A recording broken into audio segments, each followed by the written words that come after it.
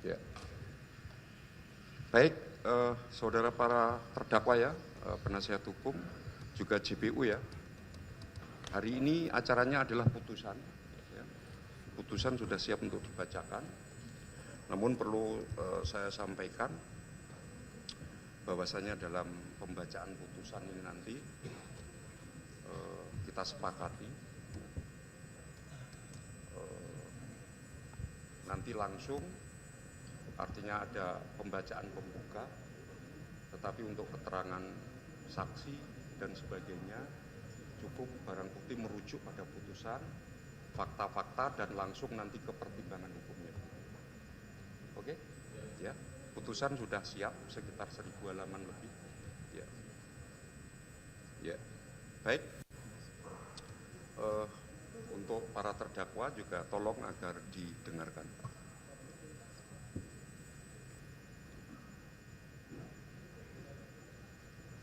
Baik, putusan nomor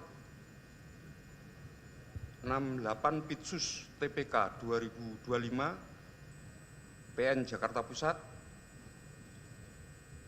Demi keadilan berdasarkan ketentuan Yang Maha Esa, Pengadilan Tindak Pidana Korupsi pada Pengadilan Negeri Jakarta Pusat yang mengadili perkara pidana dengan acara pemeriksaan biasa dalam tingkat pertama telah menjatuhkan putusan sebagai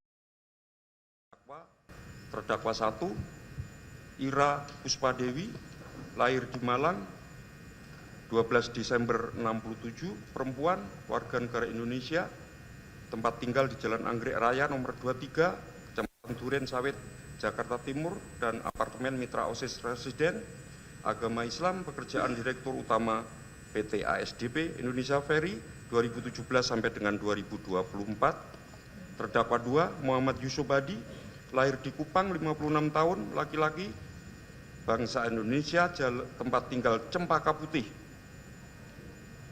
Jakarta Pusat, dan Citra Indah City, Jalan Bukit Egef, Jonggol, Bogor, agama Islam, pekerjaan Direktur Komersial pada PT ASDP Indonesia Ferry. Terdakwa 3, Hari Muhammad Adi Caksono, lahir di Jakarta, 18 Juli 79, laki-laki, warga negara Indonesia, tempat tinggal Jalan Malaka nomor 1, Jalan Malaka 1 nomor 147, Duren Sawit, Jakarta Timur, dan Jalan Kelinci nomor 22, Cikarang, Bekasi, agama Islam, pekerjaan Direktur dan Pengembangan PT ASDP Indonesia Ferry 2020 sampai dengan 2024. Para terdakwa ditahan di dalam rumah tahanan negara sejak tanggal 13 Februari 2025 sampai dengan sekarang.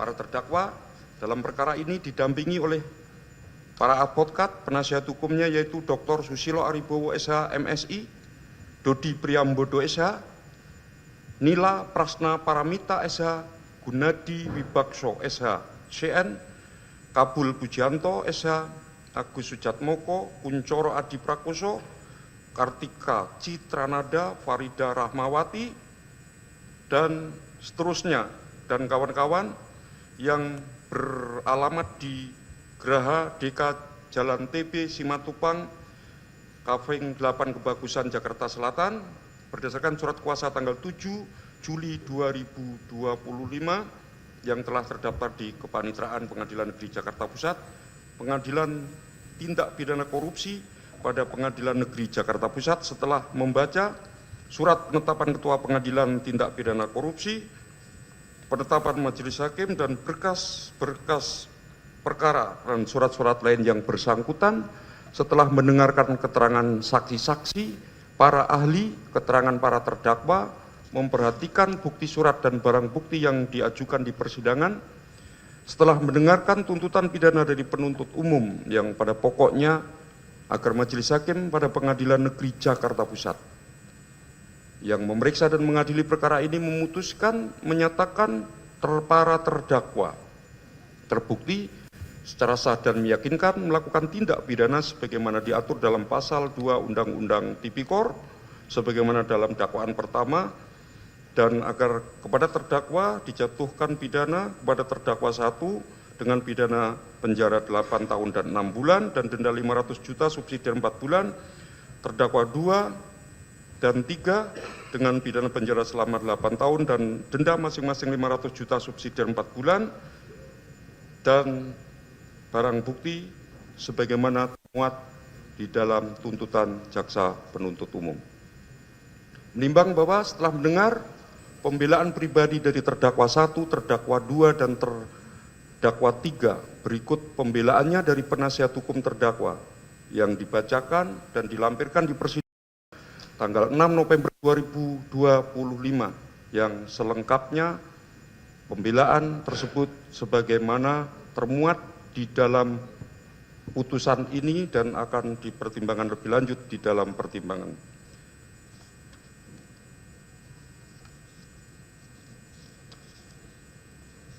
Setelah mendengar tanggapan replik penuntut umum terhadap pembelaan penasihat hukum, tanggal 10 November 2025 yang pada pokoknya penuntut umum memohon kepada majelis yang memeriksa dan mengadili perkara ini untuk menjatuhkan putusan sebagaimana surat tuntutan penuntut umum.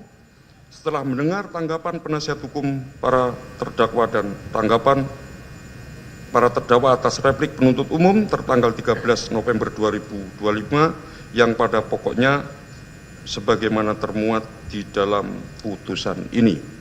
Menimbang bahwa para terdakwa diajukan ke persidangan dengan dakwaan sebagai berikut. Pertama, perbuatan para terdakwa sebagaimana diatur dalam pasal 2 ayat 1 jungto pasal 18 Undang-Undang 31 tahun 99 tentang tindak pidana korupsi yang telah diubah dengan Undang-Undang nomor 20 tahun 2001 tentang perubahan atas Undang-Undang nomor 31 tahun 99 tentang tindak pidana korupsi, atau kedua, sebagaimana diatur dalam pasal 3 Undang-Undang Tindak Pidana Korupsi. Untuk selengkapnya dakwaan tersebut sebagaimana termuat di dalam putusan ini. Menimbang bahwa terhadap dakwaan penuntut umum para terdakwa dan atau penasihat hukumnya tidak mengajukan keberatan atau eksepsi walaupun telah diberikan haknya. Menimbang bahwa oleh karena persidangan dilanjutkan dan untuk membuktikan dakwaan, jaksa penuntut umum telah menghadirkan saksi-saksi sebagai berikut. Saksi-saksi mana telah memberikan keterangan di bawah sumpah, yakni 1 saksi Lalu Sudarmadi, saksi Nandang, saksi Dewi Andriani, Wing Antareksa, Christine Huta Barat, Imelda Alini Pohan, Evi Dwijayanti, Lilis Musiani, M. Farid Fanani, Aldo Yohanes Mumuh, Hendriawan Nur Kuncoro, Kokoh Pribadi, Endra Suprianto, Ahsin Silahudin, Bestari Nirmala Santi, Cahyati Bunyamin, William Benedictus Reta Nubun, Muhammad Sarip, Muhammad Ridwan, Heribertus Eri Hestianto, Ardian Budi Sulistyo, Muhammad Islamuddin, Fadila Putra Kusuma Wardana, Sri Rahayu Lin Astuti, Francis Wijaya, Aji, Diana Rosa, Abdul Honi, Rudi Susanto, Juni Satriawan, Alwi Yusuf, Oki Rinaldi, yang keterangan mana sebagaimana termuat di dalam putusan ini. Menimbang bahwa penuntut umum telah mengajukan ahli di persidangan yang telah memberikan pendapat di bawah sumpah, yang pada pokoknya ahli tersebut adalah Insinyur Wasis Dwi Aryawan MSc PhD, Miftah Aulani Rahman, dan Kusdianto Setiawan. Keterangan ahli tersebut sebagaimana termuat di dalam putusan ini. Menimbang bahwa atas penetapan majelis hakim, JPU juga telah menghadirkan saksi ahli dari BPK, yakni Teguh Siswanto, Dian Kartika Sari Widyanirum, yang masing-masing keterangan atau pendapat ahli sebagaimana termuat di dalam putusan ini. Menimbang bahwa para terdakwa mengajukan ahli yang pada pokoknya telah memberikan keterangan di bawah sumpah, ahli tersebut adalah Profesor Renal Kasali, Dr. Eko Sumbodo, A. Hutoyo Hadi, SHMSI, Dr. Dian Puji Nugroho, Profesor Dr. Nindyo Pramono, dan Amin Sunaryadi, yang masing-masing keterangan ahli sebagaimana selengkapnya termuat di dalam putusan ini dan dianggap telah dibacakan. Menimbang bahwa para terdakwa mengajukan saksi adecat yang pada pokoknya telah memberikan keterangan di bawah sumpah. Saksi-saksi tersebut adalah 1. Ilham Fauzi, Hendra Prasetyo, Lutfi Pratama Adi Subarkah, Zulfidon, Teresia Damayanti, dan Selvi Arifin. Menimbang bahwa di persidangan para terdakwa juga telah memberikan keterangan mana selengkapnya sebagaimana termuat di dalam putusan ini dan telah dianggap dibacakan. Menimbang bahwa penuntut umum selain mengajukan saksi ahli juga mengajukan barang bukti mana sebagaimana tersebut. Nomor 1, barang bukti berupa 2 lembar asli invoice Mercedes-Benz sampai dengan bukti 1175, 1 bundel asli sertifikat hak milik atas satuan rumah susun nomor 286 Kelurahan Menteng, Kota Jakarta Pusat. Bukti-bukti mana selengkapnya sebagaimana termuat di dalam putusan ini. Menimbang bahwa penasihat hukum para terdakwa di dalam persidangan dan disampaikan di dalam pledoi atau dupliknya telah menghadirkan barang bukti sebagai berikut. Barang bukti BB1 keputusan Menteri BUMN selaku rapat umum pemegang saham sampai dengan BB nomor 72. Lampiran berikutnya bukti L1 rencana jangka panjang perusahaan RJDP PT ASDP Indonesia Ferry 2014-2018 sampai dengan bukti lampiran L29. Bukti-bukti mana sebagaimana termuat di dalam putusan ini dan termuat seluruhnya di dalam berkas. Menimbang bahwa selanjutnya majelis hakim akan meneliti keterangan saksi, keterangan ahli, surat-surat yang diajukan serta barang bukti dalam persidangan dan keterangan para terdakwa serta petunjuk. Berdasarkan hal-hal tersebut diperoleh fakta-fakta hukum mana sebagaimana termuat di dalam putusan ini.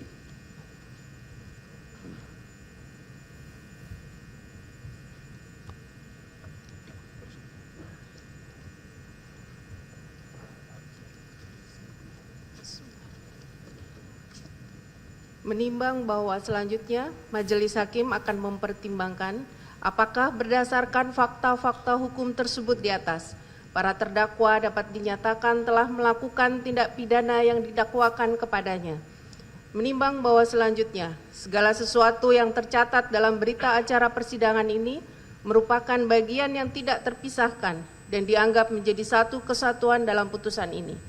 Menimbang bahwa terdakwa 1, Ira Puspadewi, terdakwa 2, Muhammad Yusuf Hadi, dan terdakwa 3, Hari Muhammad Adi Caksono, telah didakwa melakukan tindak pidana korupsi secara bersama-sama dengan surat dakwaan disusun dalam bentuk dakwaan alternatif, yaitu: pertama, bahwa perbuatan para terdakwa sebagaimana diatur dan diancam pidana dalam pasal 2 ayat 1 jungto pasal 18 Undang-Undang Nomor 31 Tahun 1999 tentang pemberantasan tindak pidana korupsi sebagaimana telah diubah dengan Undang-Undang Nomor 20 Tahun 2001 tentang perubahan atas Undang-Undang Nomor 31 Tahun 99 tentang pemberantasan tindak pidana korupsi jungto pasal 55 ayat 1 ke 1 KUH pidana. Atau kedua, bahwa perbuatan para terdakwa sebagaimana diatur dan diancam pidana dalam pasal 3 jungto pasal 18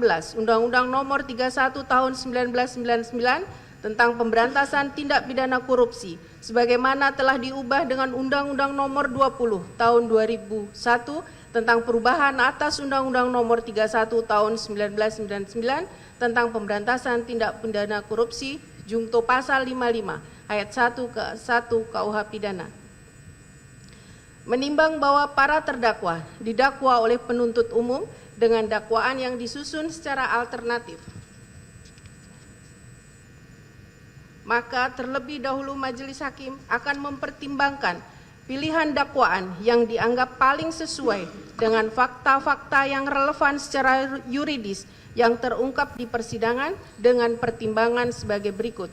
Menimbang bahwa dakwaan alternatif pertama, yaitu melanggar ketentuan pasal 2 ayat 1, Jungto pasal 18, Undang-Undang Nomor 31 Tahun 1999 tentang pemberantasan tindak pidana korupsi, sebagaimana telah diubah dengan Undang-Undang Nomor 20 Tahun 2001 tentang perubahan atas Undang-Undang Nomor 31 Tahun 99 tentang pemberantasan tindak pidana korupsi, Jungto pasal 55 ayat 1 ke 1 KUH pidana. Delik inti yang mana ketentuan tersebut dibentuk oleh pembentuk undang-undang sebagai ketentuan umum yang bersifat general provision dan dapat diterapkan kepada semua pelaku tindak pidana korupsi dengan berbagai modus korupsi yang dilakukan oleh setiap orang tanpa memandang status atau jabatan. Delik utama atau bestandalan delik dalam membuktikan unsur pidana dari ketentuan pasal 2 ayat 1 terletak pada dua konsep, yaitu melawan hukum dan memperkaya.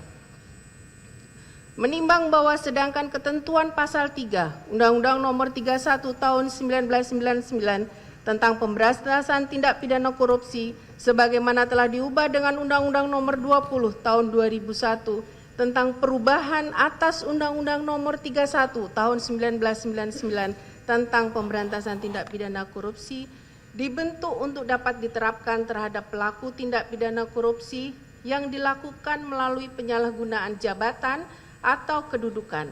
Pasal ini adalah lex specialis untuk pejabat publik dan mereka yang memiliki kedudukan tertentu.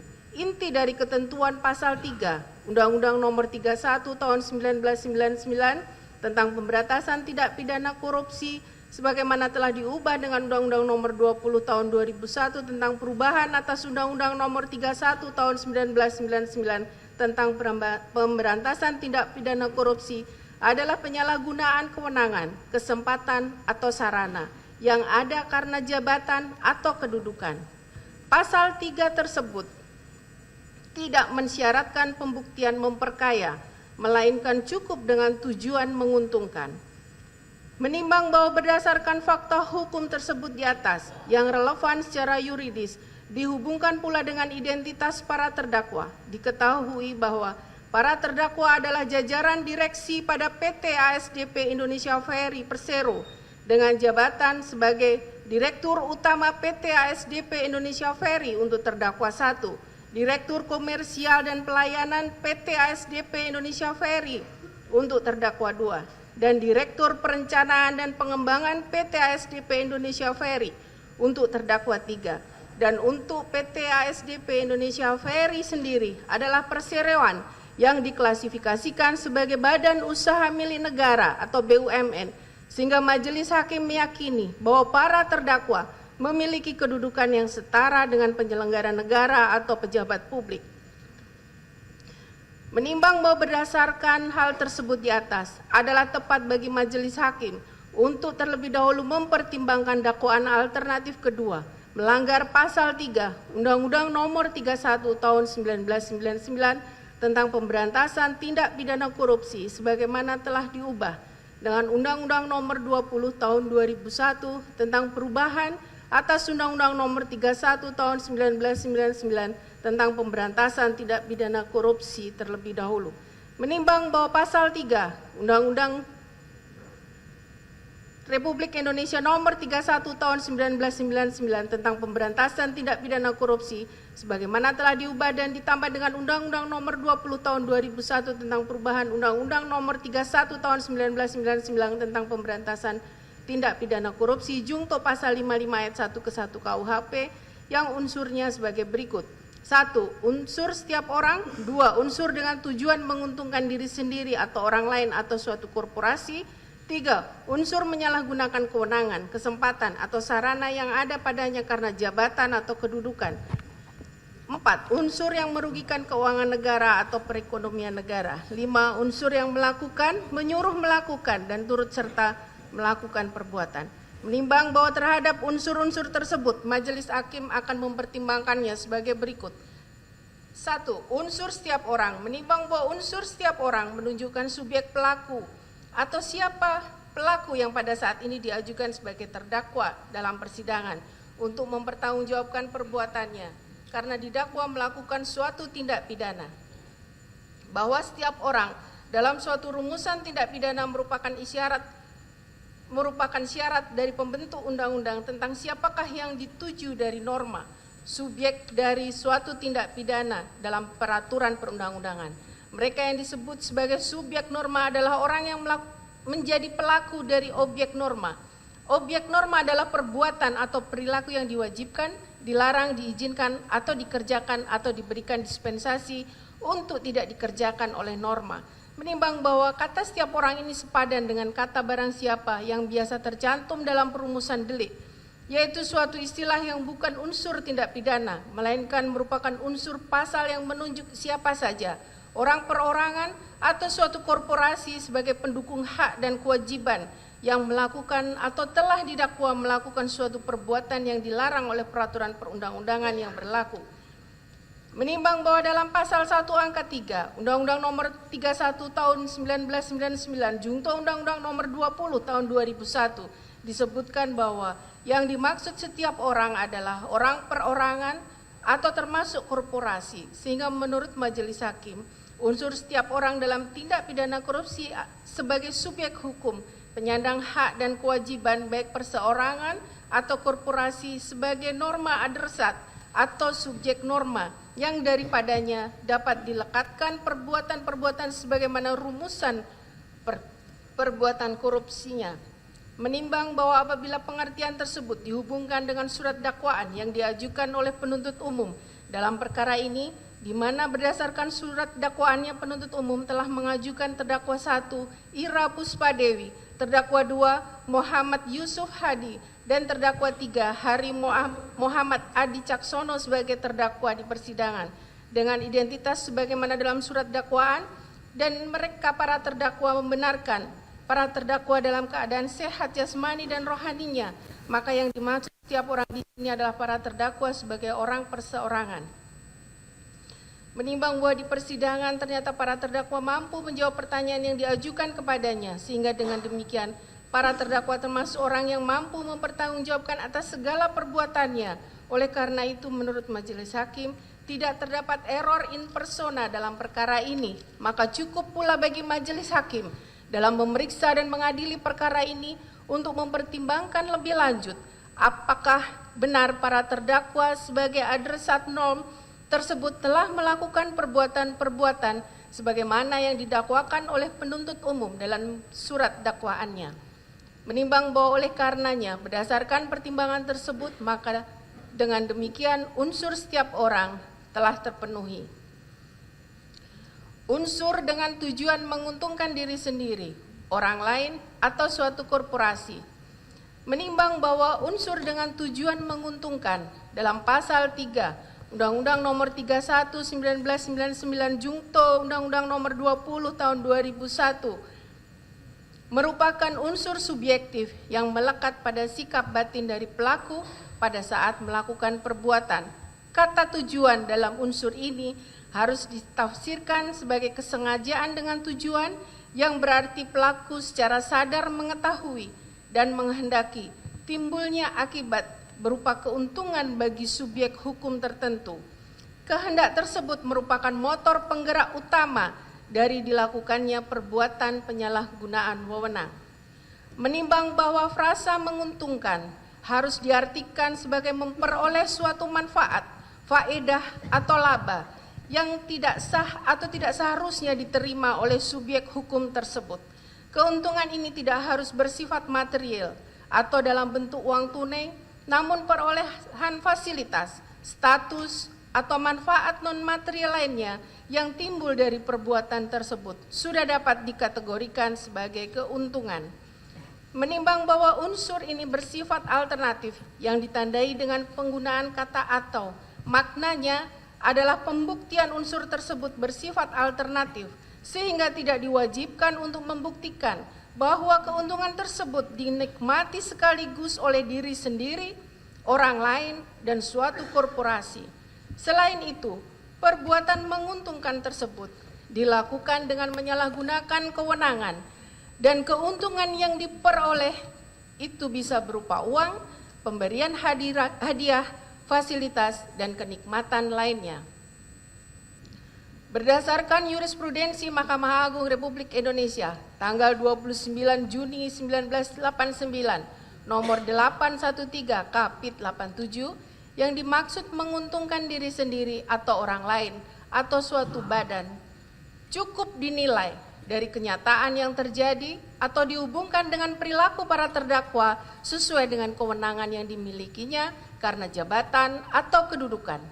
Menimbang bahwa yang dimaksud dengan diri sendiri adalah si pembuat, orang lain adalah orang lain dari si pembuat. Sedangkan korporasi dalam pasal 1 ayat 1 ketentuan umum Undang-Undang Pemberantasan Tindak Pidana Korupsi adalah kumpulan orang dan atau kekayaan yang terorganisasi baik merupakan badan hukum maupun bukan badan hukum. Menimbang bahwa dari keterangan saksi-saksi, keterangan para terdakwa, serta barang bukti yang diajukan di persidangan, terungkap fakta hukum sebagai berikut. 1. Bahwa pada awal tahun 2018, telah terdakwa 1 dilantik sebagai Direktur Utama PT ASDP, Saudara Aji menemui terdakwa 1 di kantor pusat PT ASDP untuk mengucapkan selamat dan sekaligus menyampaikan usulan agar PT ASDP mengakuisisi PT Jembatan Nusantara dengan alasan tidak ada generasi penerus yang meneruskan perusahaan.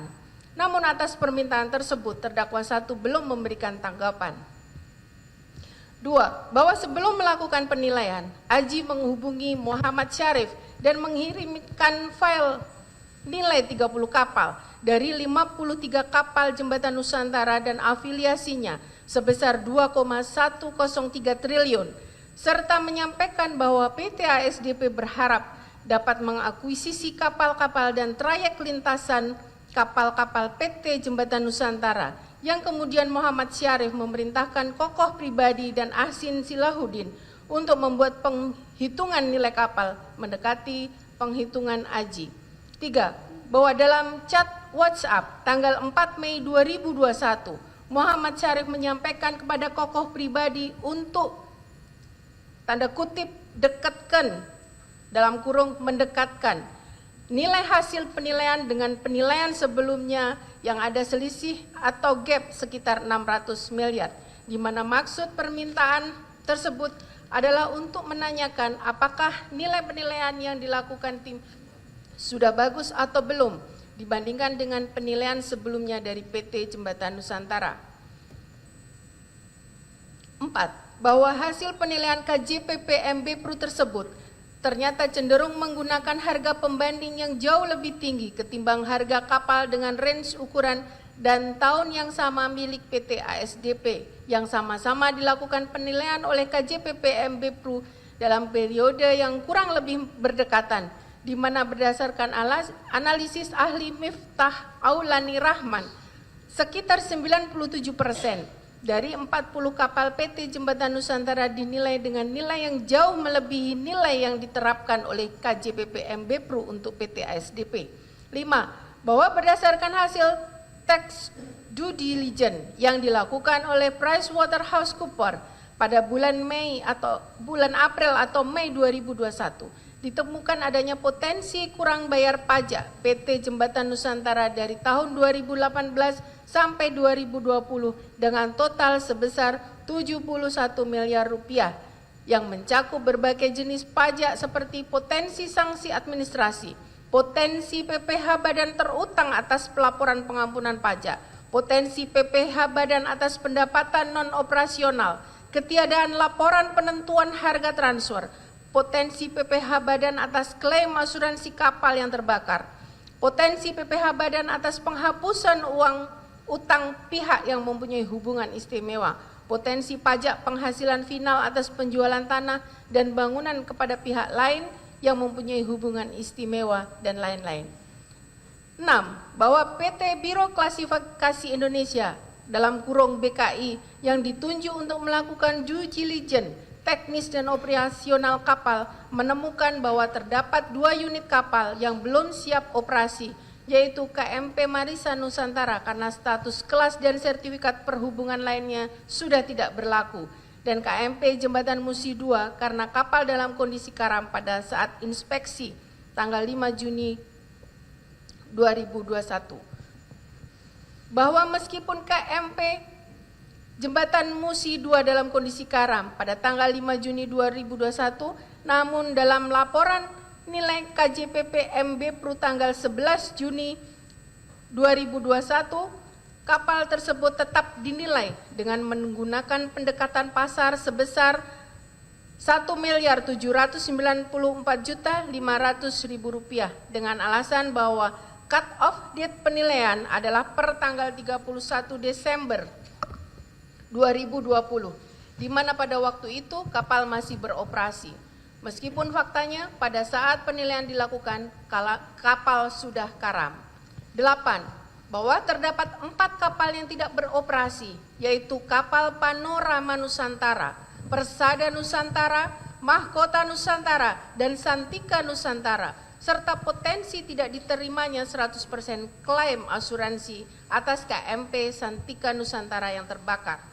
9. Bahwa untuk menggeser beban pemeliharaan rutin terjadwal tahun 2021, Aji bersama dengan Prancis Wijaya selaku Direktur PT Jembatan Nusantara mengajukan penundaan docking kapal tahun 2021, sehingga beban biaya docking akan dibiayai oleh PT ASDP sebagai pemilik baru PT Jembatan Nusantara, di mana PT BKI menemukan 12 kapal yang dilakukan penundaan docking dengan realisasi docking untuk 12 kapal tersebut pada tahun 2022 sebesar Rp21.097.921, bahwa dalam rapat tersebut terdakwa 1 Ira Puspadewi meminta agar SMI dan SRR mencari data pembanding perusahaan ferry sejenis, diantaranya Stena dan Turkish Ferry Company, dan terdakwa 1 dan terdakwa 2 mengabaikan usulan Heribertus Eri Hestianto terkait besaran diskon on lack of marketability atau DELOM sebesar 30% yang merupakan usulan awal dari penilai, dan memilih DELOM yang lebih rendah yaitu 20%, sehingga berdampak pada nilai indikasi transaksi lebih tinggi. Bahwa nilai DELOM sebesar 20% yang dipilih tersebut sebenarnya tidak tepat, karena untuk kondisi perusahaan seperti PT Jembatan Nusantara yang cenderung tidak tradable atau cenderung tidak gampang untuk diperdagangkan karena bukan emiten dari bursa, range yang lebih mencerminkan adalah 20-40%. Namun terdakwa 1, terdakwa 2, terdakwa 3 sengaja memilih diskon DELOM di angka 20% atau yang paling rendah, meskipun telah disadari konsekuensinya bahwa akan berdampak pada harga transaksi menjadi lebih mahal. 12. Bahwa KJPP SRR menggunakan asumsi pertumbuhan pendapatan atau growth sebesar 6% yang bertolak belakang dengan data historis pendapatan tahun 2016-2019 yang menunjukkan tren pertumbuhan yang cenderung stagnan dan turun, di mana tahun 2017 tidak ada persentase pertumbuhan karena merupakan data terakhir audit report. Tahun 2018 tumbuh 5,94%, tahun 2019 tumbuh 3,24%, dan tahun 2020 tumbuh minus 4,64% akibat dampak KSU dengan PT ASDP dan pandemi COVID. 13. Bahwa dalam percakapan WhatsApp tanggal 11 Oktober 2021 dan 12 Oktober 2021 antara Aldo Yohanes Mumuh, anggota tim akuisisi ASDP, dengan Heribertus Eri Hestianto, KJPP SRR, terungkap bahwa ada permintaan skenario, tanda kutip, tolong mungkin ada skenario kalau value akuisisi di skema 1,8 triliun dan 2 triliun, kira-kira beban bunganya berapa? Tanda tanya dalam tanda petik. Yang diminta sebelum adanya meeting antara SRR dan ASDP, di mana Heribertus Eri menyampaikan simulasi yang saya di mana Heribertus Eri menyampaikan, tanda petik, simulasi yang saya bikin sesuai permintaan Pak Mek semalam Mas, tanda petik. Dan tanda petik, Pak Mek meminta seperti apa, tanda tanya. Jadi sensitivitas berdasar investasinya berdasarkan penilaian dengan range di 0 sampai 25%, kelipatan 5%. Yang menunjuk percakapan tersebut menunjukkan bahwa terdakwa 3 meminta dibuatkan 6 skenario dengan delom antara 0 sampai 25% supaya bisa dijadikan ancer-ancer negosiasi harga. 14.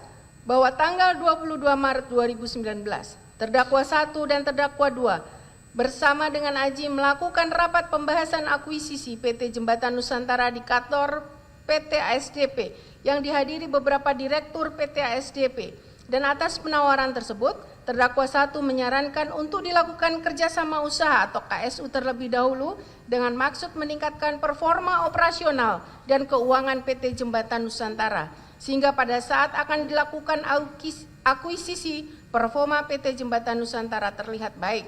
15. Bahwa dalam pelaksanaan KSU periode 1 November 2019 sampai Januari 2021, PT ASDP memberikan prioritas untuk penempatan kapal-kapal milik PT JN pada waktu yang strategis dan mengatur muatan kapal yang menguntungkan PT JN, sehingga dengan adanya pengaturan muatan tersebut akan meningkatkan pendapatan kapal PT JN serta meningkatkan revenue sharing delta kepada PT ASDP.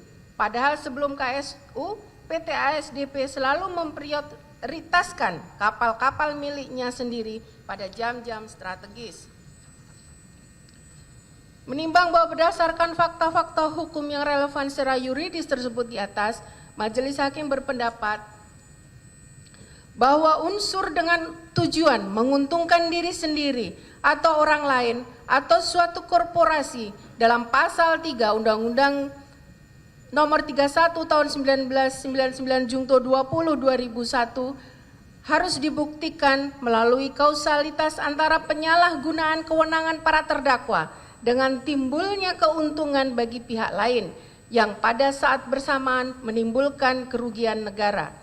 Menimbang bahwa berdasarkan fakta-fakta hukum yang telah tersebut di atas, selanjutnya Majelis Hakim akan mengkaji dan mempertimbangkan mengenai 2 hal yang menjadi isu utama perkara akuo, yaitu aksi korporasi berupa kerjasama usaha dan akuisisi antara PT ASDP Indonesia Ferry Persero dengan PT Jembatan Nusantara.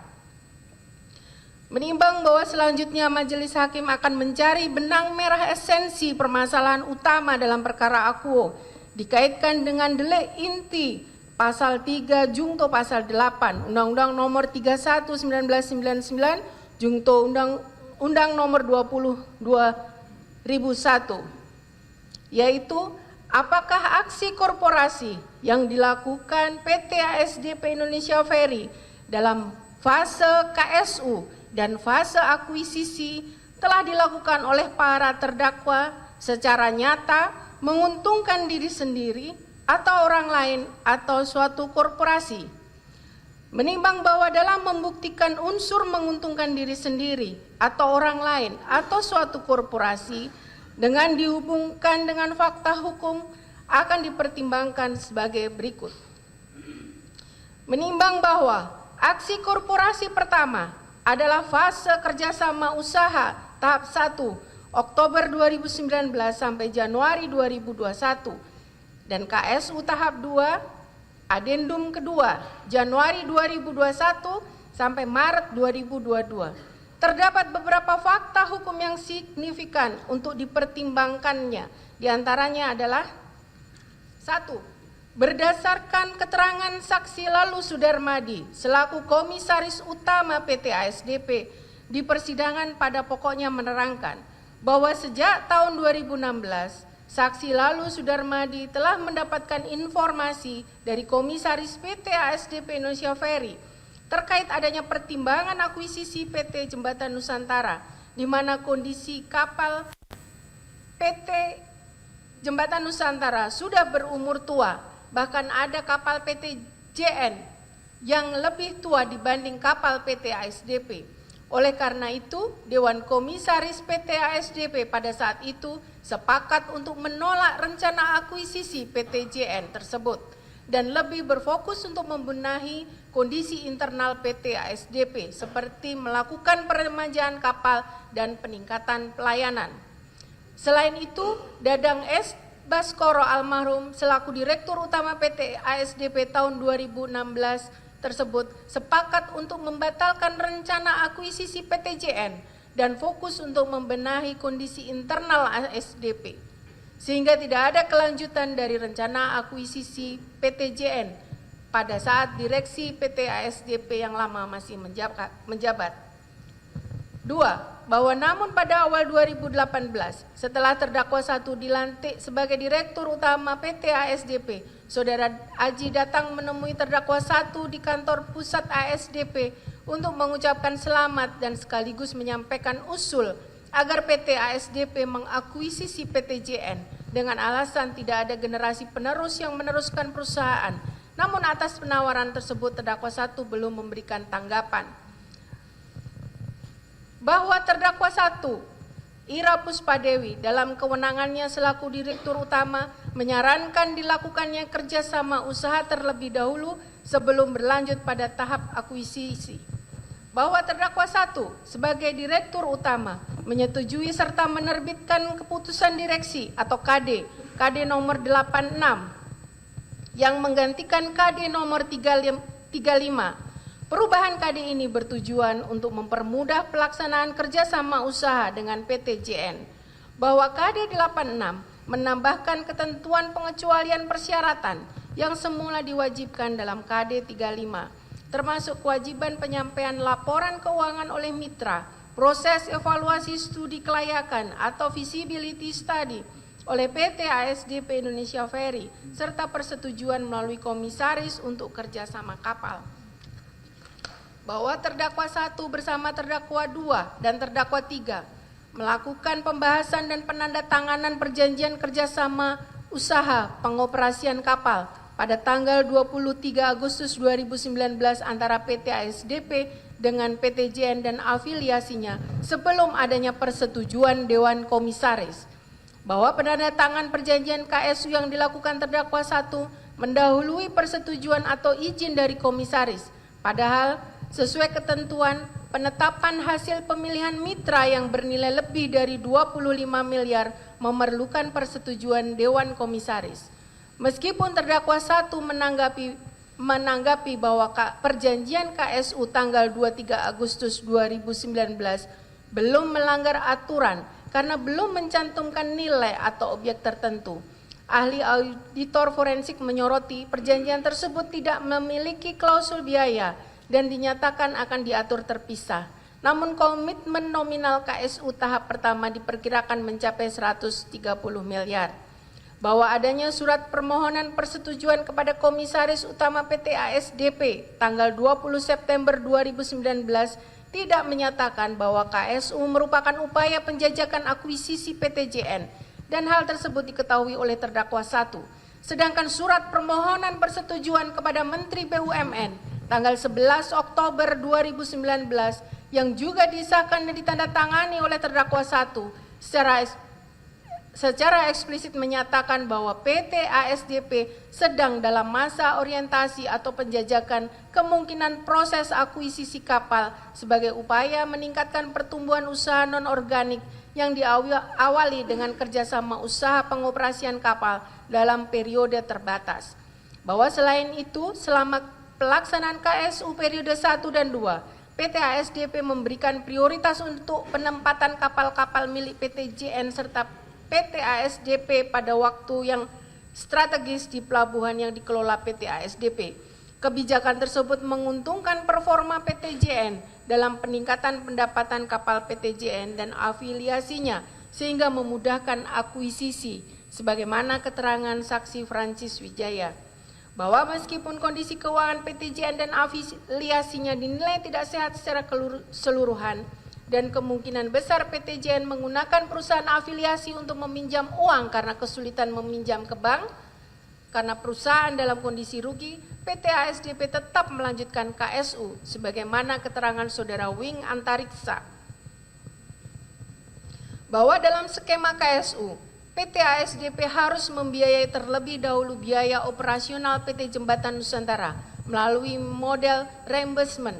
Skema ini dinilai memiliki resiko tinggi bagi PT ASDP, sebagaimana telah disampaikan pula oleh VP Manajemen Resiko, Saksi Dewi Aryani dengan hasil analisa resiko berwarna merah dan kuning.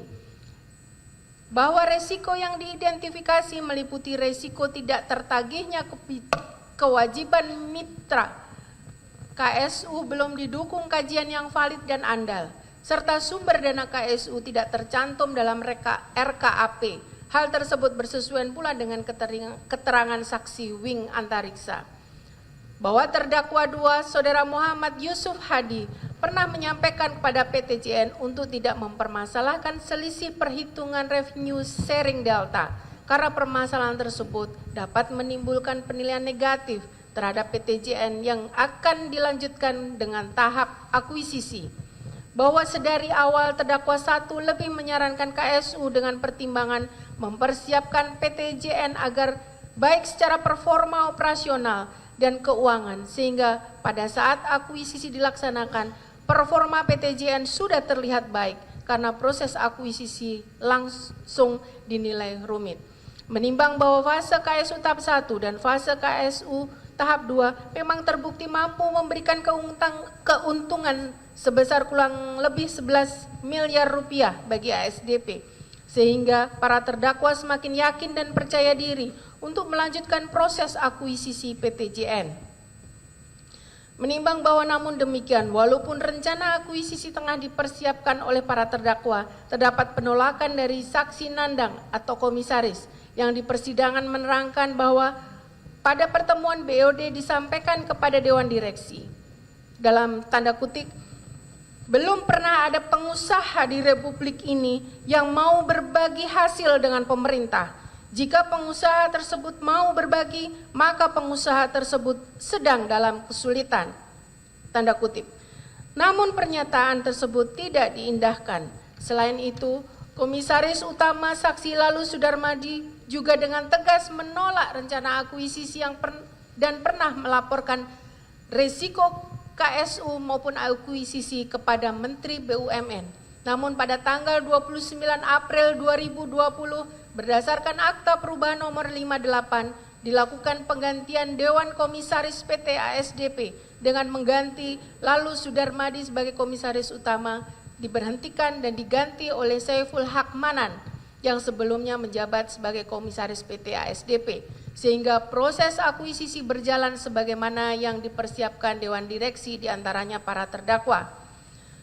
Menimbang bahwa selanjutnya Majelis Hakim akan mempertimbangkan aksi korporasi berikutnya pasca KSU, yaitu proses akuisisi PT Jembatan Nusantara oleh PT ASDP Indonesia Ferry, yang selama berjalannya proses tersebut terdapat hal-hal yang perlu dipertimbangkan secara yuridis, diantaranya sebagai berikut. Bahwa tahap akuisisi dimulai dengan pembentukan tim akuisisi pada bulan Desember 2020 dan penunjukan konsultan due diligence dan valuasi untuk mengkaji aset PT, untuk mengkaji kondisi dan aset PTJN. Bahwa PT ASDP melibatkan 7 konsultan eksternal dalam tahap akuisisi untuk uji tuntas atau due diligence. Di antaranya 1. PT Sarana Multi Infrastruktur atau PT SMI, Financial Advisor, dan koordinator seluruh hasil uji tuntas atau due diligence dari konsultan lain. PT SMI juga bertugas menyusun struktur transaksi. 2. KJPP Suwendi Rinaldi dan Rekan atau KJPP SRR, konsultan penilai saham atau valuasi aset. PT Jembatan Nusantara KJPP untuk menilai valuasi aset PT Jembatan Nusantara.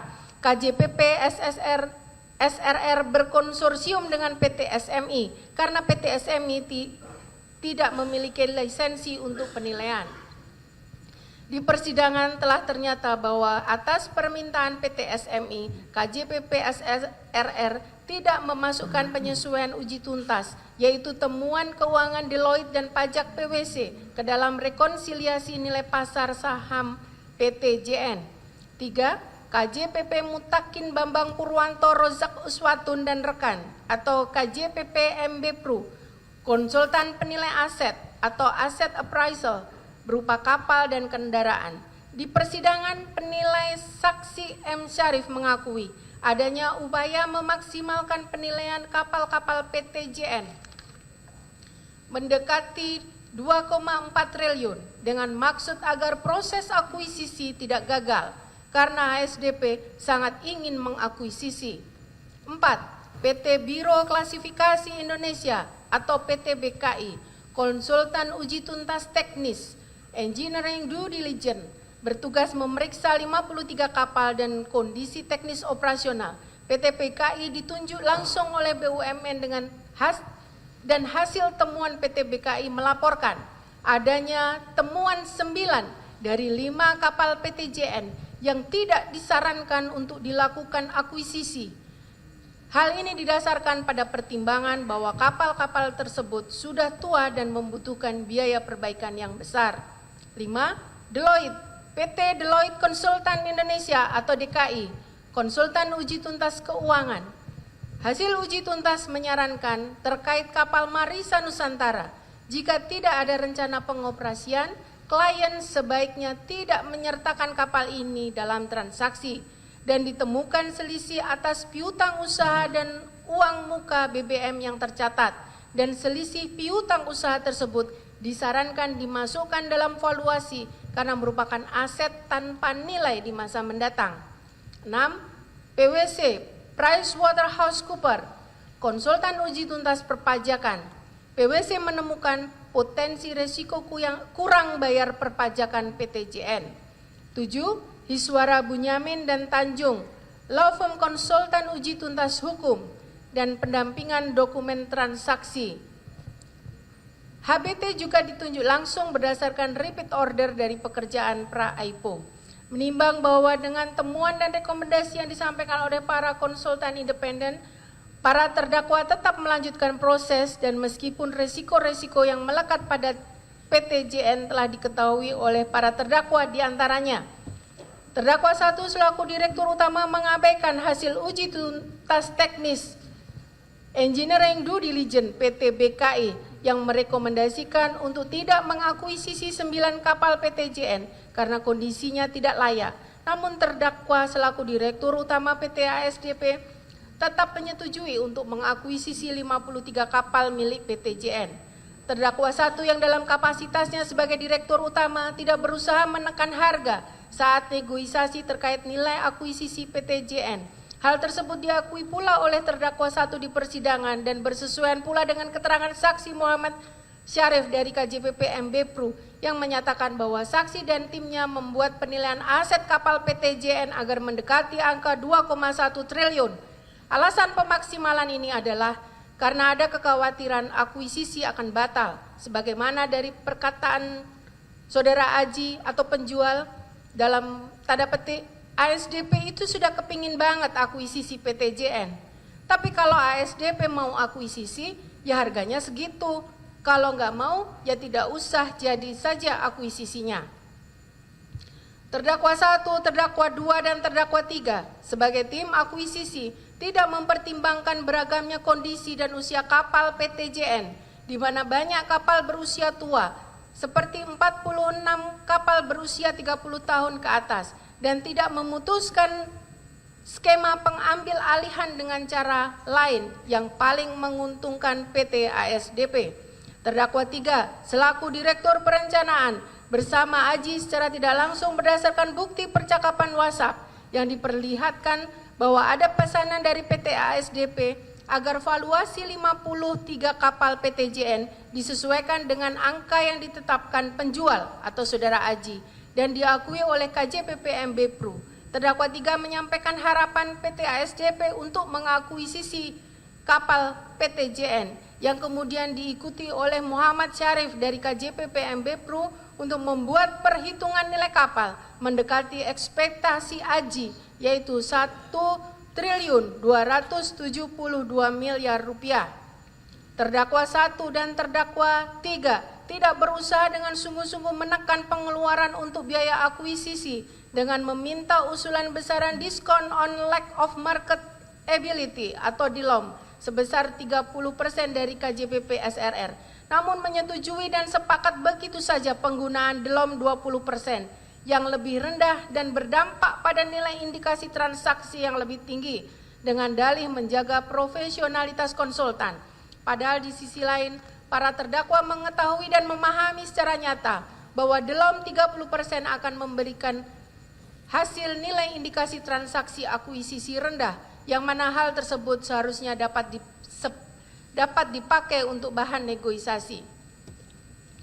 Para terdakwa membiarkan dan menyetujui pengkondisian penilaian terhadap kapal yang kondisinya kandas atau karam, seperti KMP Jembatan Musi II dan KMP Marisa Nusantara, yang tetap dihitung dan mempunyai nilai pasarnya sebagaimana kapal yang beroperasi.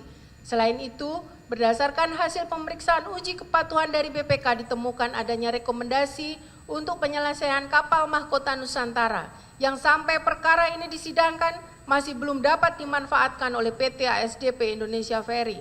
Terdakwa 3 bersama terdakwa 2 mengabaikan temuan uji tuntas due diligence mengenai potensi kurang bayar pajak dari PwC dan beban keuangan dari Deloitte untuk dijadikan penyesuaian pengurang nilai valuasi saham.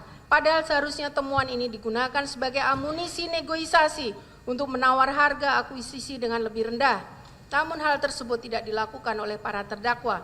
Menimbang bahwa berdasarkan pertimbangan tersebut di atas, seluruh rangkaian tindakan dan kebijakan yang diambil para terdakwa selama fase KSU tahap 1 dan tahap 2 serta proses akuisisi telah menunjukkan bahwa para terdakwa mendudukkan dan memposisikan PT Jembatan Nusantara sebagai satu-satunya target akuisisi yang mutlak harus tercapai dan tidak mencari target pembanding lainnya.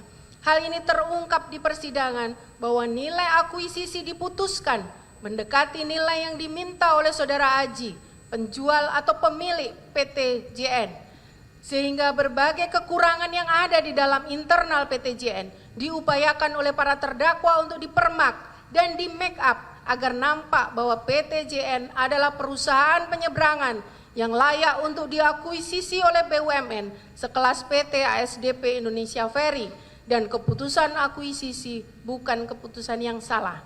Menimbang bahwa namun demikian tindakan-tindakan para terdakwa tersebut disadari atau tidak lebih banyak memberikan keuntungan kepada PT JN yang termanifestasikan dalam bentuk-bentuk sebagai berikut.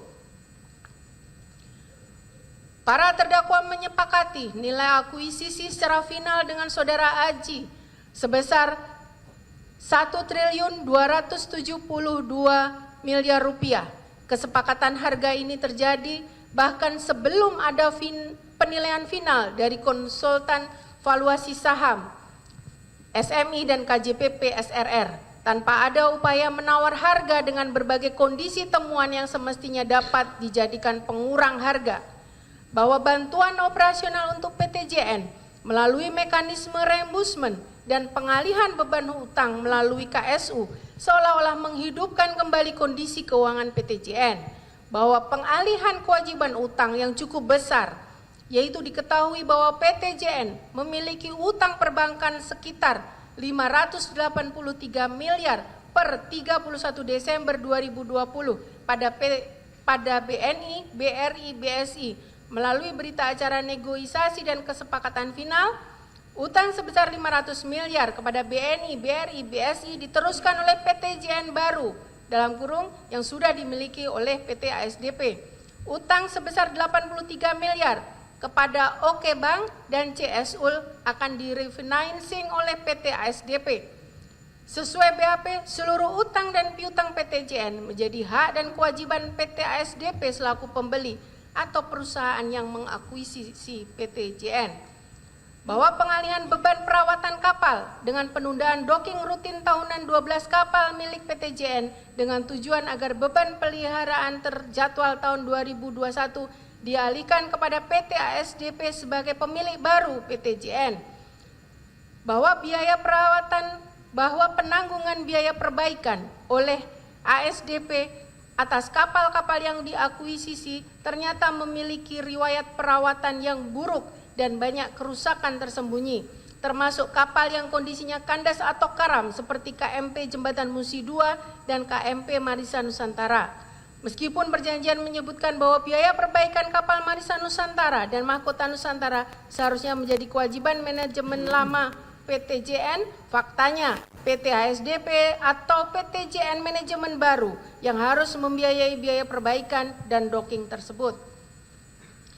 Menimbang bahwa secara keseluruhan tindakan para terdakwa yang melonggarkan prosedur, mengabaikan peringatan risiko, memaksakan KSU untuk meningkatkan kinerja PT JN dan mengkondisikan penilaian aset telah menciptakan situasi di mana Saudara Aji dan PT JN menerima pembayaran akuisisi yang sangat besar dan berhasil melepaskan utang serta beban operasional yang seharusnya menjadi tanggung jawab Saudara Aji dan PT JN. Menimbang bahwa selain sebagaimana laporan hasil pemeriksaan atas kepatuhan pengelolaan kegiatan investasi tahun buku 2022 pada angkutan sungai, danau, dan penyeberangan ASDP Indonesia Ferry dan instansi terkait nomor 49 tanggal 14 Maret 2023 mengungkap hasil temuan pemeriksaan salah satunya adalah terdapat 2 kapal belum dapat dioperasikan melebihi batas waktu yang diatur PPJB dan sampai dengan perkara aku disidangkan masih terdapat 1 kapal yang belum dapat beroperasi yaitu kapal Mahkota Nusantara. Menimbang bahwa dari uraian pertimbangan tersebut di atas telah ternyata bahwa Saudara Aji dan PT JN mendapat keuntungan dari tindakan dan kebijakan para terdakwa. Menimbang bahwa namun demikian, demi sempurnanya pembuktian unsur menguntungkan, perlu pula dipertimbangkan apakah ada keuntungan yang diterima para terdakwa pada aksi korporasi KSU maupun akuisisi PT JN oleh PT ASDP. Menimbang bahwa berdasarkan keterangan saksi-saksi, keterangan para terdakwa, tidak ada fakta hukum yang menunjukkan dan membuktikan para terdakwa memperoleh keuntungan pribadi selama KSU dan akuisisi. Hal tersebut relevan dengan fakta yang terungkap di persidangan bahwa Saudara Aji selaku pemilik PT JN bersaksi bahwa ia tidak pernah memberikan sejumlah uang atau barang atau fasilitas baik secara langsung maupun tidak langsung kepada para terdakwa terkait KSU maupun akuisisi. Saudara Aji bahkan menyebutkan bahwa tawarannya untuk memberikan handphone dan batik Madura kepada terdakwa 3 ditolak oleh terdakwa 3. Begitu pula terdakwa 1 juga menolak pemberian fasilitas penjemputan dan kamar hotel. Menimbang bahwa namun demikian, sebagaimana telah dipertimbangkan tersebut di atas, keputusan dan kebijakan yang diambil oleh para terdakwa terbukti secara nyata dan pasti telah memberikan keuntungan luar biasa bagi Saudara Aji dan PT JN, terutama terkait pengalihan kewajiban PT JN kepada BUMN PT ASDP Indonesia Ferry dan harga transaksi akuisisi PT JN yang maksimal sebagaimana yang diharapkan Saudara Aji. Menimbang bahwa dengan demikian berdasarkan pertimbangan tersebut di atas, perbuatan para terdakwa 1, terdakwa 2, terdakwa 3 secara kolektif kolegial telah menguntungkan orang lain atau suatu korporasi yaitu Saudara Aji dan PT Jembatan Nusantara. Dengan demikian unsur ini telah terpenuhi. Unsur menyalahgunakan kewenangan, kesempatan atau sarana yang ada padanya karena jabatan atau kedudukan. Menimbang bahwa dalam unsur ini terdapat adanya 3 elemen yang bersifat alternatif, yaitu menyalahgunakan kewenangan, menyalahgunakan kesempatan, atau menyalahgunakan sarana yang ada padanya karena jabatan atau kedudukan. Maka dengan terbuktinya salah satu elemen tersebut, maka unsur ini telah terbukti. Menimbang bahwa yang dimaksud dengan menyalahgunakan kewenangan, kesempatan, atau sarana yang ada padanya karena jabatan atau kedudukan tersebut adalah menggunakan kewenangan, kesempatan, atau sarana yang melekat pada jabatan atau kedudukan yang dijabat atau diduduki oleh pelaku tindak pidana korupsi untuk tujuan lain dari maksud diberikannya kewenangan, kesempatan, atau sarana tersebut untuk mencapai tujuan menguntungkan diri sendiri atau orang lain atau suatu korporasi tersebut. Dalam pasal 3 ini telah ditentukan cara yang harus ditempuh oleh pelaku tindak pidana korupsi, yaitu dengan menyalahgunakan kewenangan, dengan menyalahgunakan kesempatan, atau dengan menyalahgunakan sarana yang ada pada jabatan atau kedudukan dari pelaku tindak pidana korupsi. Menimbang bahwa yang dimaksud dengan kewenangan adalah serangkaian hal yang melekat pada jabatan atau kedudukan dari pelaku untuk mengambil tindakan yang diperlukan agar tugas pekerjaannya dapat dilaksanakan dengan baik. Sedangkan yang dimaksud dengan kesempatan adalah peluang yang dapat dimanfaatkan oleh pelaku. Peluang mana tercantum dalam ketentuan-ketentuan tentang tata kerja yang berkaitan dengan jabatan atau kedudukan yang dijabat atau diduduki oleh pelaku. Dan yang dimaksud dengan sarana adalah syarat, cara, atau media, yaitu cara kerja atau metode kerja yang berkaitan dengan jabatan atau kedudukan dari pelaku. Menimbang bahwa kewenangan hanyalah dimiliki oleh subjek hukum orang pribadi dan kewenangan berkaitan dengan jabatan atau kedudukan yang dimiliki oleh seseorang, yang berarti subjek hukum dengan kategori khusus secara personal ini tidak berlaku untuk semua orang, tetapi hanya bagi orang yang memiliki jabatan atau kedudukan tertentu atau orang yang memiliki kualitas pribadi tertentu, yakni hanya ditujukan terhadap seseorang yang memiliki suatu jabatan atau kedudukan karena jabatan atau kedudukan itu dia memiliki kewenangan atau hak untuk melaksanakan perbuatan-perbuatan tertentu dalam hal dan untuk melaksanakan tugas-tugasnya. Menimbang bahwa yang dimaksud dengan kesempatan adalah peluang atau tersedianya waktu yang cukup dan sebaik-baiknya untuk melakukan perbuatan tertentu. Orang yang karena memiliki jabatan atau kedudukan, yang karena jabatan atau kedudukannya itu mempunyai peluang atau waktu yang sebaik-baiknya untuk melakukan perbuatan-perbuatan tertentu berdasarkan jabatan atau kedudukannya itu. Apabila peluang yang ada ia gunakan untuk melakukan perbuatan lain yang tidak seharusnya dia lakukan dan justru bertentangan dengan tugas pekerjaannya dalam jabatan atau kedudukan yang dimilikinya, maka di sini telah terdapat menyalahgunakan kesempatan atau telah menyalahgunakan kesempatan karena jabatan atau kedudukan. Begitu pula orang yang memiliki jabatan atau kedudukan juga memiliki sarana atau alat yang digunakan untuk melaksanakan tugas dengan sebaik-baiknya. Perbuatan menyalahgunakan sarana karena jabatan atau kedudukan terjadi apabila seseorang menggunakan sarana yang ada pada dirinya karena jabatan atau kedudukan untuk tujuan-tujuan lain di luar tujuan yang berhubungan dengan pekerjaannya.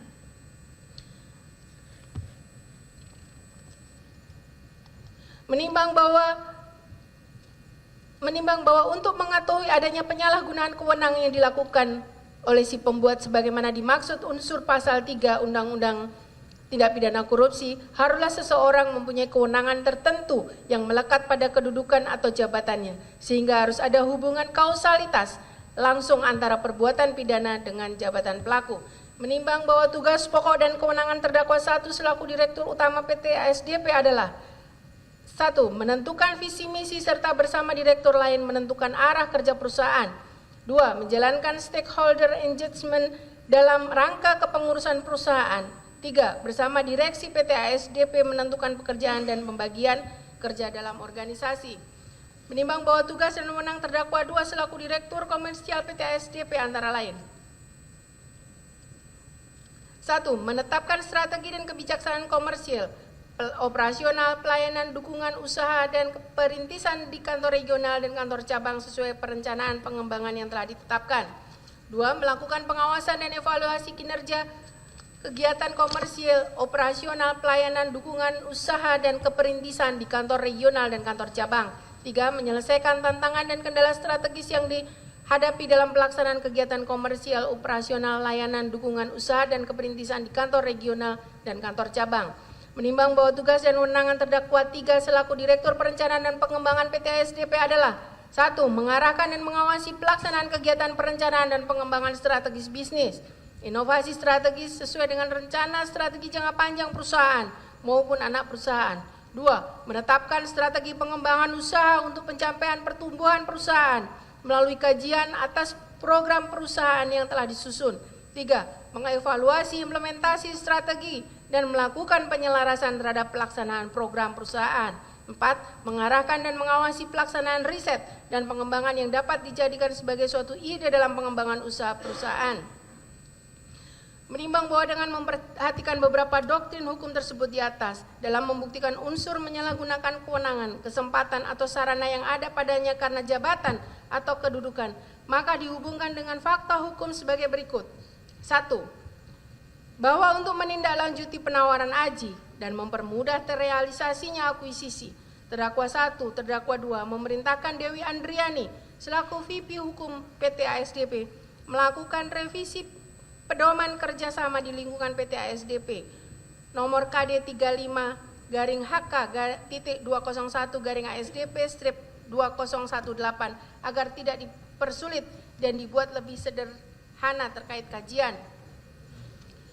2. Bahwa tanggal 6 Maret 2019 terdakwa 1 menandatangani keputusan direksi KD nomor 86 tentang perubahan keputusan direksi KD nomor 35, di mana dalam KD 86 ini rencana kerja sama usaha dapat dilakukan tanpa adanya penyampaian proposal oleh mitra, evaluasi proposal dan feasibility study untuk kerjasama kapal, evaluasi kemampuan keuangan mitra, serta persetujuan pemilihan mitra oleh Dewan Direksi dengan klausul pengecualian khusus untuk kerjasama kapal. 3. Bahwa KD 86 ini bertentangan dengan KD 35 yang telah diterbitkan sebelumnya karena menghilangkan persyaratan-persyaratan penting dalam proses kerjasama, dan Dewi Andriani memberikan paraf dalam kondisi tertekan serta sesaat kemudian mengajukan cuti dan sepulang cuti dipindahkan ke VP Manajemen Resiko.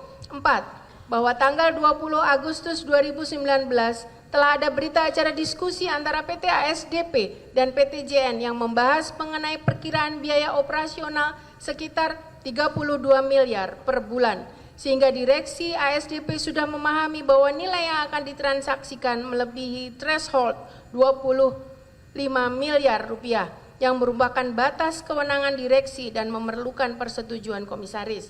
5.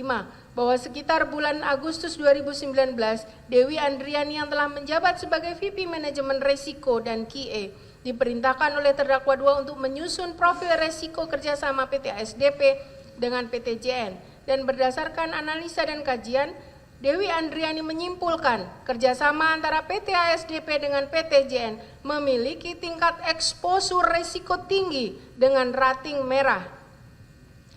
6. Bahwa atas profil resiko dengan kategori resiko tinggi tersebut, Dewi Andriani dipanggil oleh Junia Satriawan, Direktur Keuangan, dan disebut sebagai VP dari Manajemen Resiko Orang Bodoh, serta dimarahin dalam rapat BOD karena mencantumkan semua peta resiko dalam status merah dan beresiko tinggi, padahal analisa resiko tersebut dibuat berdasarkan fakta dan data yang ada. 7. Bahwa strategi direksi untuk tidak mencantumkan klausul biaya dalam perjanjian tanggal 23 Agustus 2019 adalah untuk menghindari kewajiban meminta persetujuan komisaris terlebih dahulu, karena jika biaya tercantum maka nilai transaksi jelas melebihi 25 miliar dan wajib mendapat persetujuan komisaris. 8. Bahwa laporan konsultan yang mengevaluasi rencana kerjasama usaha antara PT JN dan ASDP juga belum selesai pada saat perjanjian ditandatangani, karena laporan kelayakan bisnis dari konsultan Nusa Niaga Pratama baru terbit pada tanggal 7 Oktober 2019, dan laporan Lembaga Manajemen Fakultas Ekonomi Bisnis UI baru selesai pada tanggal 10 Oktober 2019, sehingga perjanjian KSU pada tanggal 23 Agustus 2019 ditandatangani tanpa kajian kelayakan yang memadai. 9. Bahwa tanggal 11 Oktober 2019, terdakwa 1 mengirimkan surat permohonan persetujuan KSU kepada Menteri BUMN melalui surat nomor PR 101-2148-X-ASDP-2019. Namun terdapat perbedaan isi substansial dengan surat yang ditujukan kepada komisaris pada tanggal 20 September 2019, di mana surat kepada Menteri BUMN menyebutkan bahwa PT ASDP sedang dalam masa orientasi atau penjajakan kemungkinan proses akuisisi kapal sebagai upaya meningkatkan pertumbuhan usaha organik yang diawali dengan kerjasama usaha pengoperasian kapal dalam periode terbatas. Padahal penjajakan akuisisi ini sama sekali tidak dinyatakan dalam surat permohonan kepada komisaris. 10. bahwa dalam surat direksi PT ASDP kepada Menteri BUMN 11 Oktober 2019 disampaikan bahwa surat permohonan juga didasarkan pada surat Komisaris Utama PT ASDP ke Kementerian BUMN tanggal 8 Oktober 2019 perihal rekomendasi atas KSU dengan JN. Padahal faktanya Komisaris tidak pernah mengirimkan surat rekomendasi kepada Kementerian BUMN, melainkan hanya mengirimkan surat rekomendasi kepada Direksi PT ASDP, sehingga informasi yang disampaikan kepada Menteri BUMN berbeda. 11. Bahwa tanggal 18 Oktober 2019 Kementerian BUMN melalui surat nomor S-813 MBU-10-2019 memberikan persetujuan kerjasama usaha PT ASDP dengan PT JN dan afiliasinya berdasarkan informasi yang berbeda dan tidak lengkap, karena Menteri BUMN diberitahu bahwa KSU adalah untuk penjajakan akuisisi, sedang Komisaris tidak diberitahu hal tersebut, sehingga terjadi perbedaan informasi yang disampaikan kepada Komisaris dan kepada Menteri BUMN. 12. Bahwa pada tanggal 6 Januari 2021 BOD PT ASDP dalam rapat BOD menyetujui akuisisi PT JN dalam bentuk pengambil alihan saham perusahaan dan hanya berdasarkan pada hasil kajian prastudi kelayakan yang disusun secara internal oleh tim yang dipimpin oleh Alwi Yusuf tanggal 26 Oktober 2020 tanpa mempertimbangkan secara mendalam beragamnya kondisi dan usia kapal PT JN serta tanpa mempertimbangkan skema pengambil alihan yang lebih menguntungkan seperti opsi pembelian aset saja atau pembelian sebagian kapal yang layak. 13. Bahwa baru tanggal 5 Februari 2021 pengadaan konsultan untuk due diligence dimulai dengan diawali penyusunan dokumen pengadaan studi kelayakan dan due diligence akuisisi melalui metode pemilihan langsung, sehingga keputusan untuk melakukan akuisisi sudah diambil pada 6 Januari 2021 sebelum dilakukan due diligence yang komprehensif. 14. Bahwa berdasarkan hasil pemeriksaan PT BKI dengan menggunakan metode Condition Assessment Program atau CAP terdapat 53 kapal, terdapat 22 kapal memiliki nilai kondisi fisik di bawah 50% dan sebanyak 31 kapal memiliki kondisi fisik di atas 50%, di mana kapal dengan nilai akhir di bawah 50% dikategorikan dalam kondisi tidak layak operasi secara teknis dan ekonomi, sehingga seharusnya pendekatan valuasi yang digunakan adalah nilai besi tua. Bahwa dalam laporan progres uji tuntas teknis BKI tanggal 11 Juni 2021 ditemukan adanya 9 dari keseluruhan 53 kapal yang tidak disarankan diakuisisi karena usia kapal lebih dari 40 tahun, yaitu Selat Madura 1, Selat Madura 2 41 tahun, Mahakam Raya 42 tahun, Jembatan Musi 1 49 tahun, Citra Mandala Abadi 50 tahun, Citra Mandala Sakti 50 tahun, Bahari Nusantara 50 tahun, Permata Nusantara 53 tahun, dan Reni 2 53 tahun. 16. Bahwa berdasarkan hasil finansial due diligence yang dilakukan oleh Deloitte ditemukan bahwa kondisi keuangan PT JN tidak sehat, di mana menurut keterangan Aldo Yohanes Mumu sebagai orang keuangan PT ASDP ada kerugian di PT JN yang apabila diakuisisi oleh PT JN maka PT ASDP akan menanggung 2 anak yang rugi. Dan data yang dilihat menyatakan PT JN akan rugi hingga 3 tahun ke depan, yang tentunya berbeda dengan laporan proyeksi laba rugi yang menyatakan positif. 17. Bahwa PT Deloitte Konsultan Indonesia yang ditunjuk untuk melakukan uji tuntas keuangan menemukan beberapa hal penting dalam 4 kali progress update yang disampaikan pada tanggal 27 Mei 2001, 4 Juni 2001, 11 Juni 2001, dan 18 Juni 2001, antara lain. Terdapat 4 kapal yang tidak beroperasi, yaitu kapal Panorama Nusantara, Persada Nusantara, Mahkota Nusantara, dan Satika Nusantara. Potensi tidak diterimanya 100% klaim asuransi atas KMP Santika Nusantara yang terbakar. Pencatatan uang muka pembelian kapal yang tidak tepat sebesar 280 miliar yang dicatat sebagai aset lancar, padahal seharusnya dicatat sebagai aset tidak lancar. Terdapat 26 kapal PT JN per Desember 2019 yang tidak dijadikan jaminan sehingga tidak diasuransikan terhadap risiko apapun, dan PT JN tidak memenuhi konvenan DSCR per Desember 2019 yang artinya kondisi keuangan PT JN Nusantara Kondisi keuangan PT Jembatan Nusantara tidak dapat memenuhi pengembalian pinjaman. 18.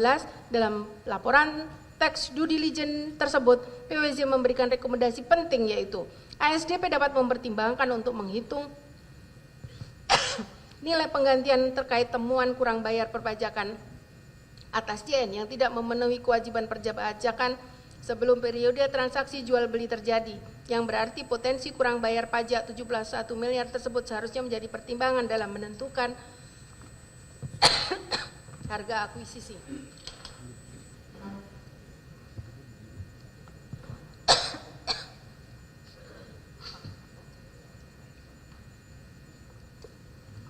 Bahwa dari 41 isu hukum yang diidentifikasi, beberapa isu dengan risiko tinggi antara lain terdapat 18 kapal dari 35 kapal yang sedang dibebankan hak hipotek ke kreditur-kreditur PT JN yaitu BNI, BRI, dan BSI.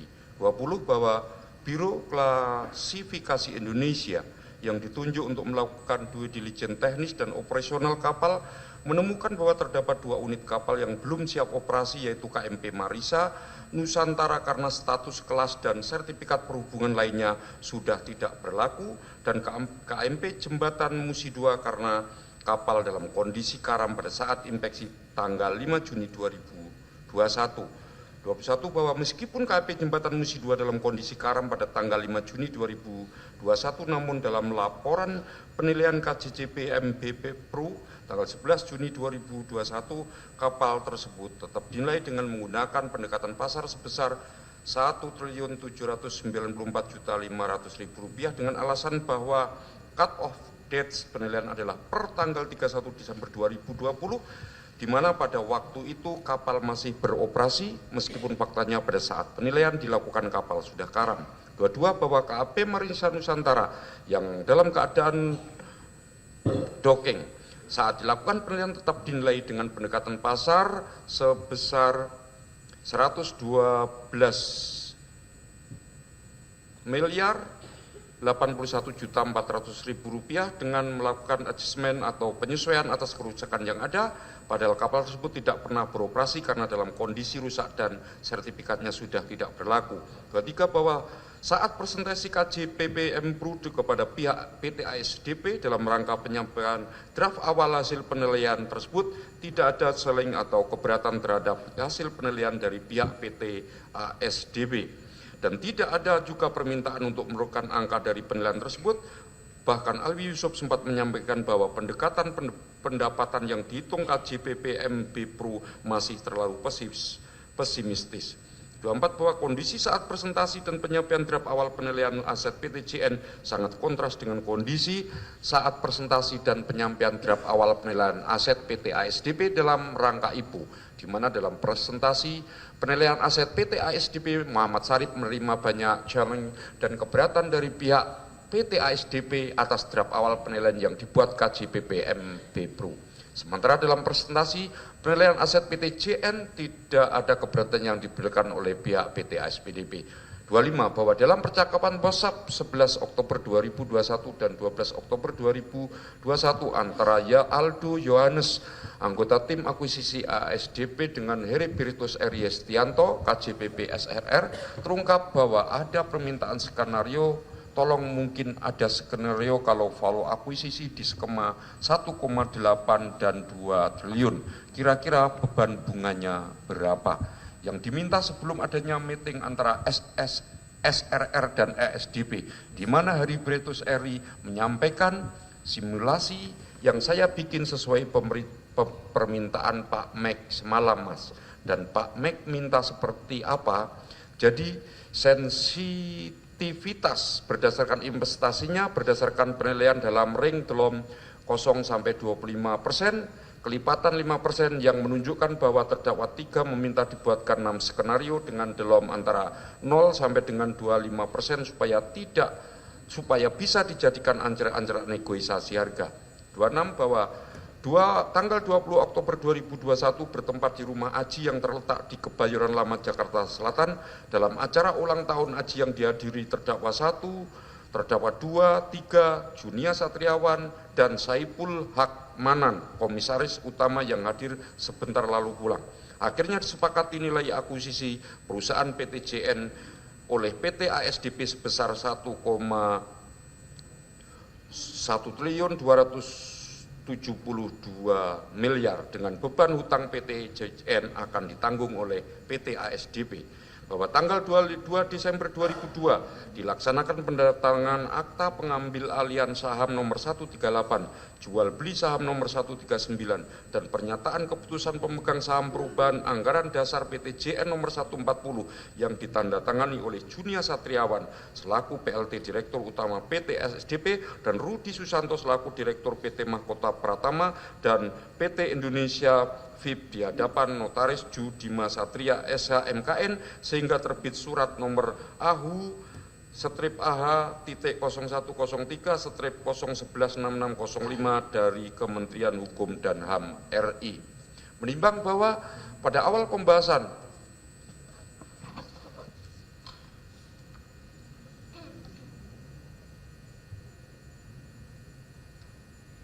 dilanjutkan.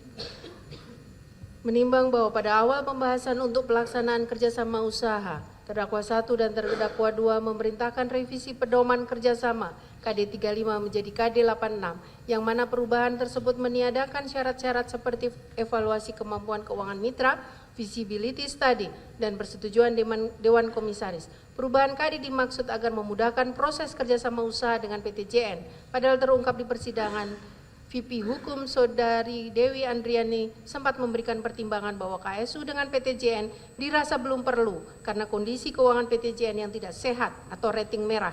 Namun perubahan KD tetap dibuat karena berada di bawah tekanan sehingga berakibat VP Hukum tersebut mengajukan cuti dan dipindahkan. Menimbang bahwa berdasarkan fakta di persidangan, kerjasama usaha dilakukan tanpa feasibility study yang memadai, evaluasi kemampuan keuangan mitra, serta persetujuan pemilihan mitra untuk kerjasama kapal oleh Dewan Komisaris. Karena hasil feasibility study oleh konsultan Nusa Niaga Pratama dan LMF EBUI baru terbit pada bulan Oktober 2019.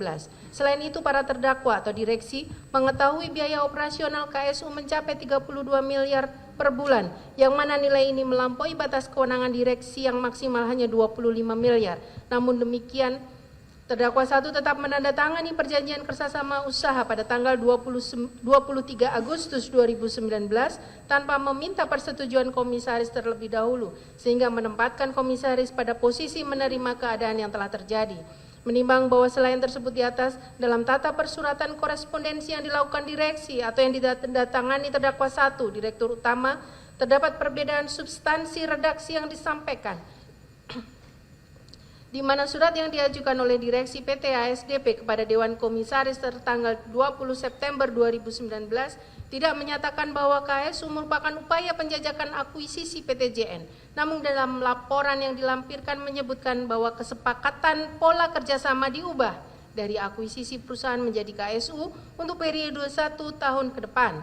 Sedangkan surat yang ditujukan kepada Menteri BUMN tertanggal 11 Oktober 2019 menyatakan bahwa PT ASDP sedang dalam masa orientasi atau penjajakan kemungkinan proses akuisisi kapal sebagai upaya meningkatkan pertumbuhan usaha non-organik yang diawali dengan kerjasama usaha pengoperasian kapal dalam periode terbatas, yang mana kedua surat tersebut dibuat oleh Wakil Ketua Tim Persiapan KSU terdakwa 2 atau Sekretaris Tim KSU terdakwa 3 dan ditandatangani oleh terdakwa 1 selaku Direktur Utama atas nama direksi.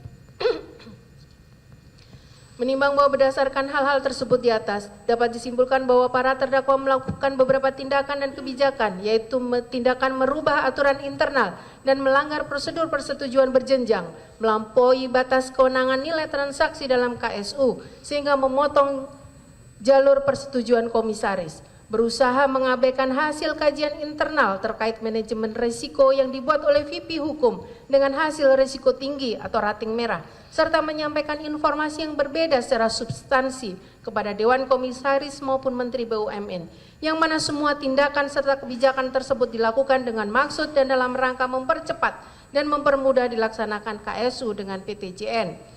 Menimbang bahwa dalam pelaksanaan aksi korporasi pasca KSU adalah akuisisi PT ASDP terhadap PT JN Berdasarkan fakta-fakta tersebut di atas, yaitu direksi dalam hal ini diwakili oleh terdakwa 1 menyetujui akuisisi atas PTJN pada tanggal 6 Januari 2021 tanpa kajian mendalam karena proses due diligence oleh 7 konsultan independen baru dimulai pada 5 Februari 2021.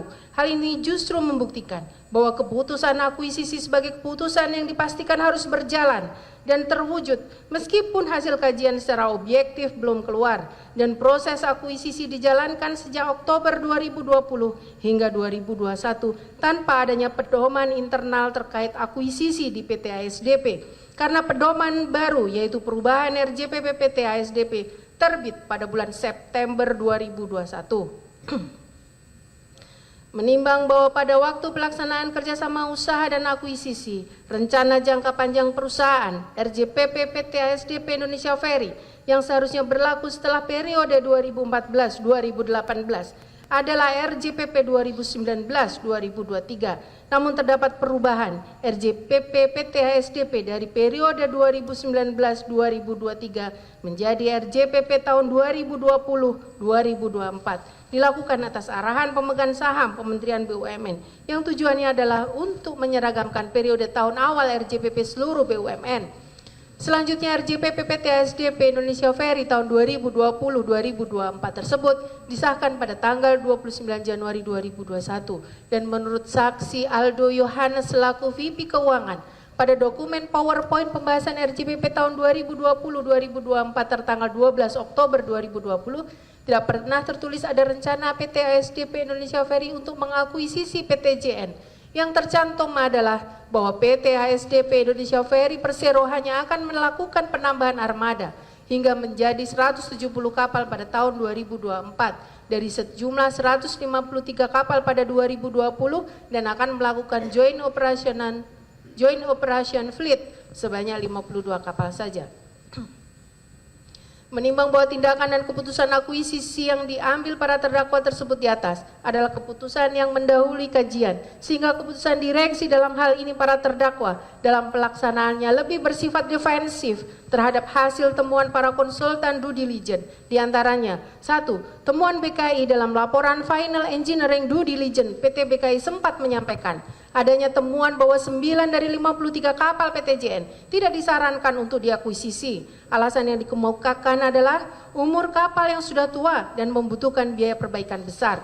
Sebagai bagian dari due diligence, PT BKI menyusun estimasi perhitungan biaya docking dan pemeliharaan ke depannya yang dikenal sebagai engineering estimate atau engineering due diligence dengan estimasi biaya pemeliharaan ini untuk 5 tahun ke depan dan total diperkirakan mencapai 500 miliar rupiah.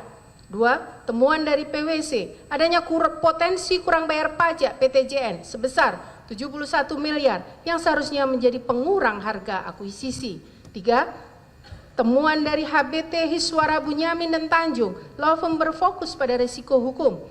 2 temuan utama yang diklasifikasikan sebagai risiko tinggi adalah dari 35 kapal yang dimiliki PTJN pada ketika ada sesuatu yang tidak benar kita suarakan.